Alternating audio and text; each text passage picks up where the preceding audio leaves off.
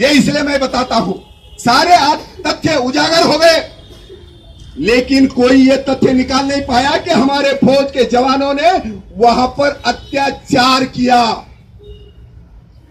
तुमको कभी ध्यान नहीं आया?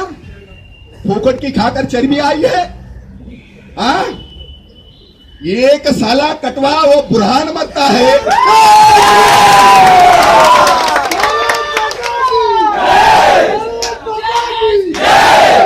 ये साले झूठे कुरान पढ़कर ये बुरहान अलग अलग कांड कर रहा है और देश का हीरो बन रहा है। ये यहां से शुरू नहीं हुआ मामला, हम लोगों ने ध्यान से सुनना चाहिए। ये हैदराबाद से हुआ। एक हैदराबाद का लंगूर, वो हिजड़ा कन्हैया वहां से निकला और दिल्ली आकर, कलकत्ता जाकर, हैदराबाद जाकर क्या कहता है? जो मर गया, कौन मर गया? दिल्ली का हमलावर अफजल गुरु मर गया। क्या बोलते हैं? क्या नारा लगाया किसने? अफजल हम शर्मिंदा है, तेरे कातिल जिंदा है। ये ध्यान में रखना चाहिए। मैं इसलिए कहा, मैं प्यार के कारण भाषण नहीं कर रहा हूं। अगर मेरे हाथ में गोली होती, मेरे हाथ में अगर AK-47 होती, तो जो जवान करता था वही मैंने करता, मैं ही करता था। ये आपको मैं बोलता हूं। तुम संसद को, कानून को, क्या मतलब क्या है? तेरे कातिल जिंदा है और हम शर्मिंदा है। क्या शर्मिंदा है तुम? देशद्रोही की औलाद। तुम कानून को, जिस जज ने यह निर्णय दिया उस जज को कातिल कहते हो और बोलते कि वो जिंदा है, उसको मारना चाहिए। ये संविधान के प्रति तुम्हारी निष्ठा है? ये संविधान के प्रति तुम्हारा प्यार है? क्या है क्या तुम्हारा प्यार? ये समझने की आवश्यकता। ये ऐसा झूठा प्यार तुम जता रहे हो और कातिल जिंदा है। अरे इतना याद रखो, यहां पर जितनी ट्रीटमेंट मिलती है ना, दुनिया में कहीं ट्रीटमेंट नहीं मिलती। इतनी सुविधा जो यहां पर मिलती है वो सुविधा और कहीं नहीं मिलती। ये सुविधा केवल हिंदुस्तान और हिंदुस्तान में ही मिलती है। तुम्हारा लालन पालन, ये तुम्हारा लाड़, ये तुम्हारी चापलूसी हिंदुस्तान में ही चलती है। ये ध्यान में रखना। पाकिस्तान जाओ, देखो जरा।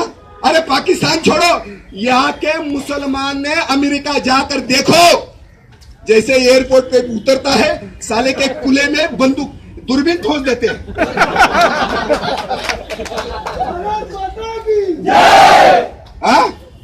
इसके कुले में दूरबीन ठोक कर देखते हैं इसके पास क्या है। ये तुम्हारा विश्वास है। अमेरिका में, यहां पर तो तुम तो निकल ही जाते हो। ये जो बहुत बड़ी जो फसल आई है ना, इसका कारण ये है, ये कभी ना कभी सोचने की आवश्यकता है। आप मुझे बताइए, कौन सा ये मीडिया सबसे बड़ा दुर्भाग्यपूर्ण हेडलाइंस वो चंद्रशेखर आजाद है, भगत सिंह है? क्या कहते हैं? नहीं वो तो भगत सिंह है। अरे भगत सिंह के नाम पर कलंक है। वो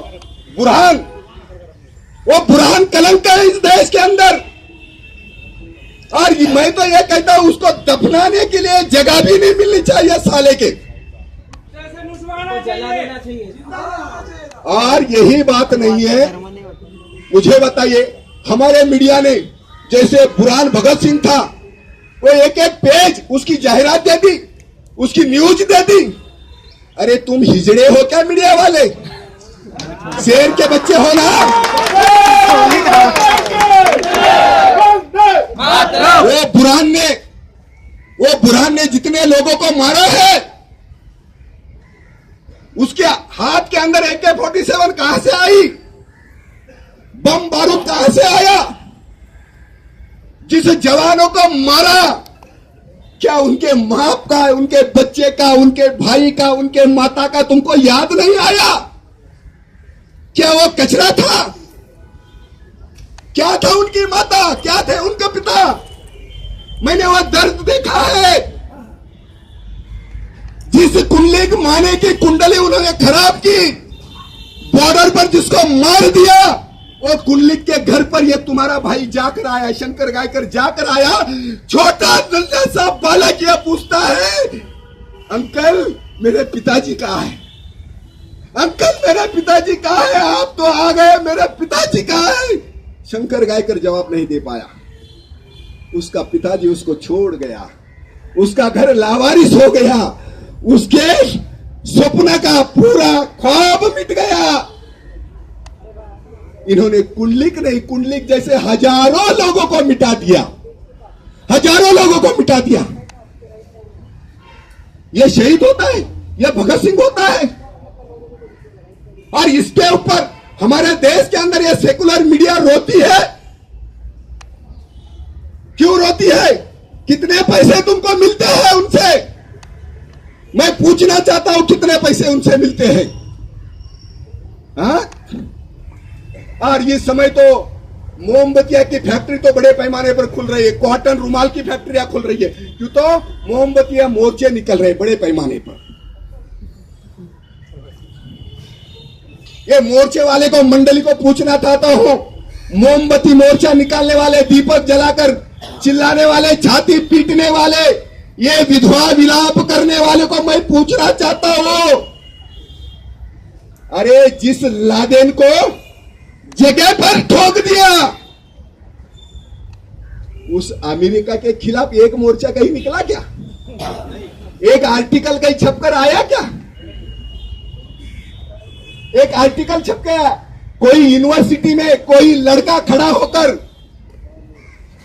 मानवता के ऊपर अपमान है, मानवता के ऊपर धक्का है, हमारे फ्रीडम को धब्बा है, ऐसा करके खड़ा हो गया क्या? कोई नहीं खड़ा हो गया। ये अमेरिका है। कौन से देश में? यहां ही छाती पीट रहे हैं, यही छाती पीटी जाती है, यही रोना रोते हैं। और केवल ये नहीं, इनके स्पॉन्सर वो लंगोर बॉर्डर के पास बैठा है, केवल बॉर्डर के पास नहीं बैठा है, क्या बोलता है वो? ऑक्यूपाइड कश्मीर में जाकर बोलता है प्रधानमंत्री उनका। मुझे तब तसल्ली होगी, क्या बोलता है? मुझे तब तसल्ली होगी जब ये पूरा कश्मीर मेरे पास आएगा। ऐसे ख्याली पुलाव पकाता है, जिसका अभी 2 महीने पूरा हार्ट का ऑपरेशन हुआ है। साले की एक कदम कब्र में है और एक पाकिस्तान के अंदर है। ये हमें मिटाने की बात करता है। जय श्री राम, जय श्री राम। ये हमें मिटाने की बात करता है। इसलिए बंधु, देश है पुकारता, पुकारती मां भारती, खून से किले करो, गोलियों से आरती। इनकी गोलियों से आरती करनी चाहिए। और एक बार नहीं, इसलिए मैं कहता हूं, प्रधानमंत्री से कहना चाहता हूं, बार बार की ये गद्दारी भारत क्यों सहलाता है? दुनिया में अधिक सम्मान पागल कहलाता है। एक बार इसलिए मैंने कहा, बार बार की ये गद्दारी भारत क्यों सहलाता है? दुनिया में अधिक संयम भी कायरता कहलाता है। एक बार सीमा के आर पार युद्ध हो जाने दो, एक बार सीमा के आर पार युद्ध हो जाने दो, एक बार सीमा के आर पार युद्ध हो जाने दो, एक बार होने दो, फिर देखो मस्ती आई है।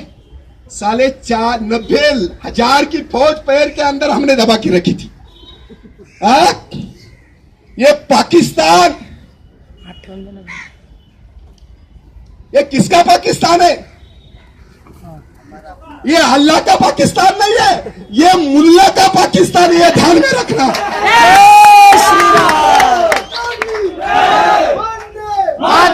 ये अल्लाह का पाकिस्तान नहीं, अल्लाह का पाकिस्तान नहीं, ये मुल्ला का पाकिस्तान है। इसलिए छाती पीट पीट कर भारत की तरफ आंखें उगाल रहे, अंगार उगाल रहे। ये इसलिए मैंने कहा इनकी क्या औकात है, ये जानते हैं? अरे जिस हिंदुस्तान ने 90,000 की फौज अपने पैर तले दबा के रखी, ये तरह तुम्हारा शौर्य भीख मांग रहे थे अपनी जान की। अरे हमने तुम्हें बख्श दिया, एहसान फरामोश। तुम हमसे लड़ने की बात करेगा, हमें मारने की बात करेगा। अगर ऐसा ही समय आया, इसलिए मैंने कहा ऐसा ही अगर समय आया, हम सबको सोचने की आवश्यकता है।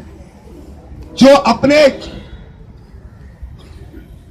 नीचे जो अंगार लगे है त्याच्या ढुंगणाच्या खाली जो अंगार लागले, आग लागली, त्याला ती विझवता येत नाही। आज कराची जल रही है, आज गुलिस्तान जल रहा है, आज पंजाब जल रहा है। अरे तेरे पास है क्या? साले 60 साल में कौन सा विकास तुमने किया है? कौन सी वास्तविक आजादी तुमने पाई है? कौन सा विकास किया है? कॉटन का, जिसकी फैक्ट्री हिंदुस्तान में है। अगर हिंदुस्तान ने सोच लिया ना, साले तेरे को बिगर पानी का मार देंगे, यहां पानी बंद कर दूंगा। आपको मालूम है इनके यहां जो पानी जाता है ना, उसकी सारी नदियां हिंदुस्तान में है। अगर हिंदुस्तान के पीएम ने तय किया, बिना पानी का मर जाएगा। जिस धर्म के ऊपर ये कूद रहा है, ये दाऊद इब्राहिम का पाकिस्तान है।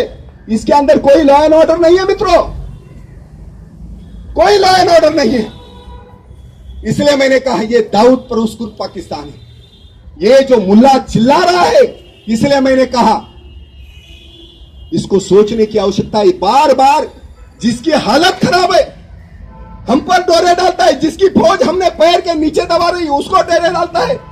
अरे जिसकी बॉर्डर टूट गई है, धर्म के ऊपर इतना कूदता है ना, जरा किसको पूछो तो तुम्हारा इतना हिस्से क्यों हो गए? क्यों बांग्लादेश तुम्हारे पास से निकल गया?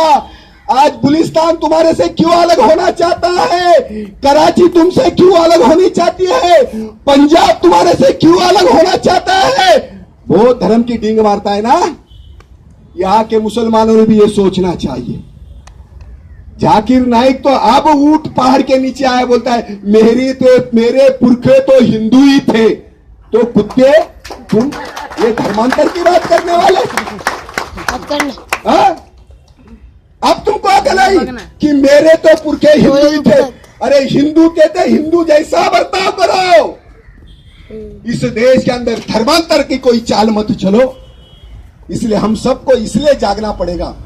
और मैंने इसलिए आपको कहा, जो आजादी की बात करते हैं, फ्रीडम पर बात करते हैं, ये केवल नहीं, ये जवानों को मारना चाहते हैं, मिटाना चाहते हैं, हिंदुस्तान को उजाड़ना चाहते हैं, मेरे माताओं को विधवा करना चाहते हैं, मेरे भाई को अलग करना चाहते हैं, मेरे बच्चों की छाया ये छीनना चाहते हैं। बंधुओं, ये आग तुम्हारे मन में लगनी चाहिए।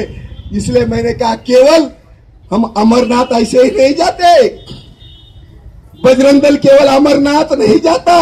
अगर हमने एक ही बार कहा था, अगर समय आया इस देश के अंदर वायुदल है, नौदल है, भूदल है, समय आया तो बजरंग दल है, वो रास्ते पे उतर आए।